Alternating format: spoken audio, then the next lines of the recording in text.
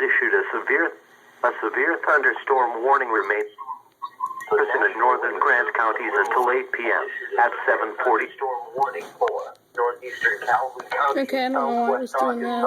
Cleveland County, southeast Arkansas, southeastern Dallas County, southwest Arkansas, south central Jefferson County and southeast Arkansas, central Lincoln County and southeast Arkansas until 8:30 p.m. at 7:40 p.m. National Weather Service Doppler radar indicated a severe thunderstorm capable of producing quarter-size hail and damaging winds in excess of 60 miles per hour. This storm was located near Fordyce and moving northeast at 60 miles per hour.